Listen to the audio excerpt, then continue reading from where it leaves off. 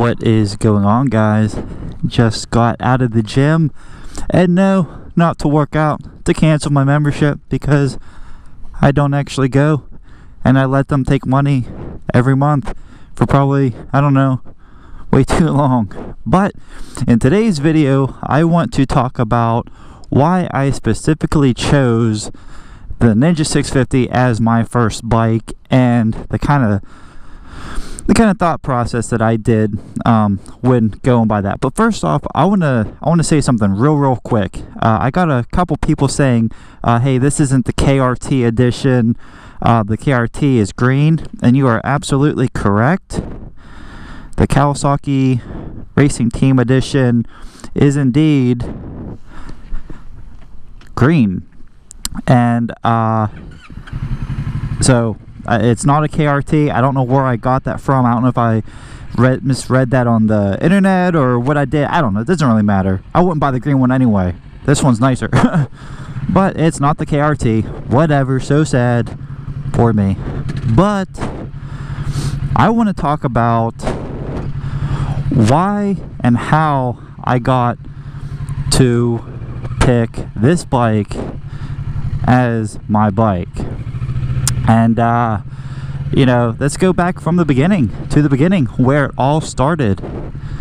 It all started with a mini bike. So a buddy got a mini bike, and he got me into it. So after a summer of riding that around, I was like, man, this is cool, but I kind of want to be on the roads. So I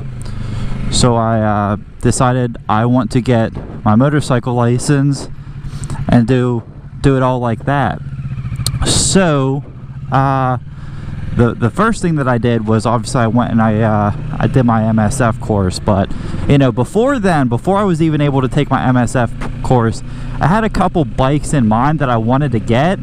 One of them being the Kawasaki Vulcan 650S, which is the same engine, it's just in a cruiser form, and it's a beautiful bike. And I was heck bent on that bike. That was the one that that was the bike that I thought that I wanted.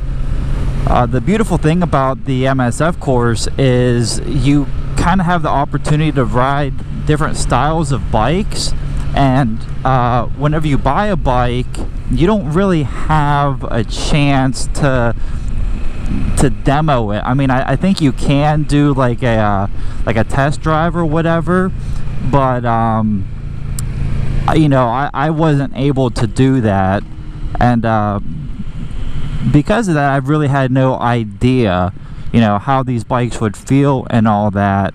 And when I went and took my MSF course, I rode a BMW 310, and its ergonomics are pretty much just like this, and I felt really comfortable on the bike, and I decided this is the bike that I want to ride.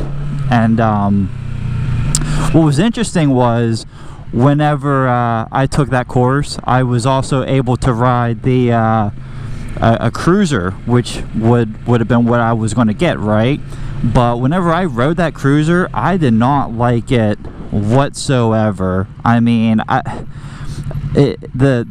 the weight feels like it's in the front tire, and I just didn't like it, you know what I mean? So after I scratched the Vulcan S off the list of my first bike, the next two bikes that I was looking at was the Ninja 400 and the Ninja 650.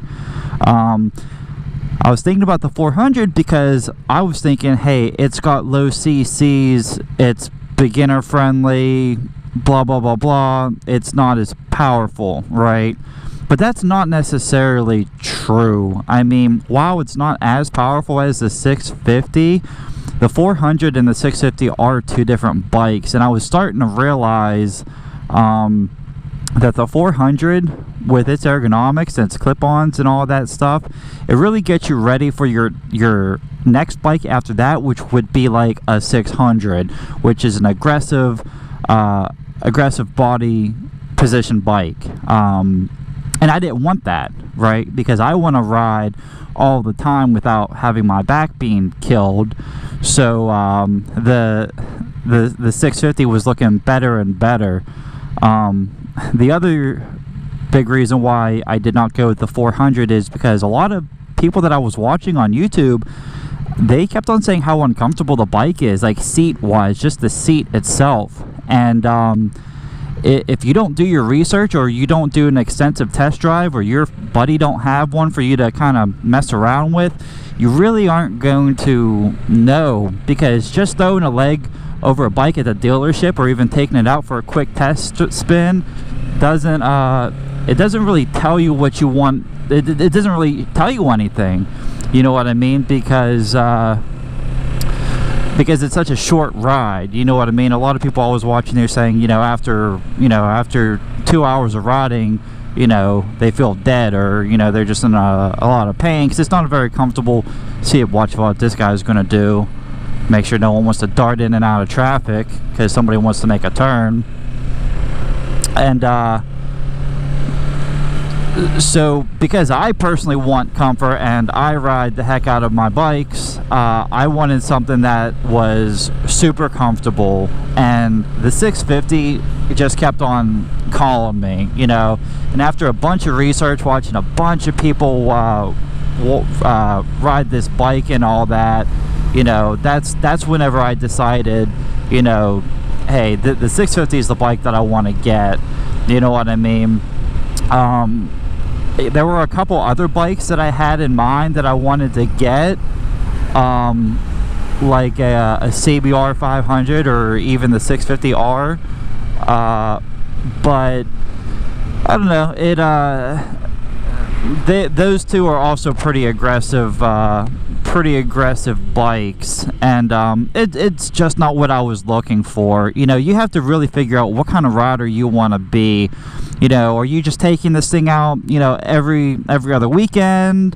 Are you taking it to commute to work? Do you plan on doing long drives? These are all things you gotta think of when you're buying a bike, because like I said, unfortunately you can't be test driving every bike at the dealership, you know what I mean? That's just how it is. But and the 650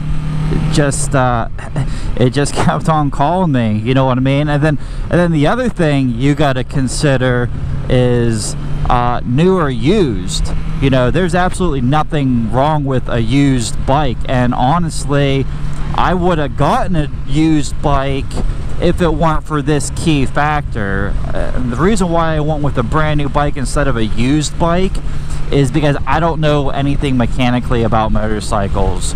So, unlike a car where I kind of have a little bit of a mechanical know-how, with a bike, I wouldn't feel comfortable. Looking at a bike and knowing whether or not it was indeed a good bike. I don't know. That kind of looked like a 1000R. Oh, I'm in neutral. Not good. I was distracted by that dude. So yeah, new versus used. That's why I personally went with a new bike, because I knew I wouldn't have to worry about anything. I wouldn't have to worry about, is there any underlying conditions or whatever. Of course it's more money, but I just felt more comfortable doing that. And my local dealership, the one that I'm actually going to right now, for my break-in period, break-in service, they really helped me out a lot with picking out the right bike. And well, the bike sold itself. I specifically wanted this bike. I was willing to wait for this bike to come in. They weren't even sure if it was going to come in, and lo and behold, it did come in. So yeah, I hope that kind of helped you a little bit. I don't know, I kind of think that I really didn't talk too much about anything, but I gotta go in here for my service. But that's why I went with the 650, you know what I mean? The comfort, the technology that was available, it's not overwhelming in power, it's a forgiving bike, and just everything about the 650 that I was watching and doing a bunch of research on was just confirmed that, you know what I mean. It's a beautiful bike. I absolutely love it. But yeah, that's all I have to say about that. I'm trying to keep my videos short. My one video was like 20 something minutes. I think that's entirely too long, so I might actually redo that one. But let me know in the comments if, you know, my little rambling for a couple minutes there helped with anything. And if you are not subscribed, you might want to consider, because the next video I'm going to be walking around Mercedes, or Mercedes, however you want to pronounce it, dealership. It's a fantastic dealership. They got a lot of nice stuff, a lot of nice toys. They got boats out here now, a lot of cool stuff. So thank you, I appreciate you. I'll see you guys in the next one.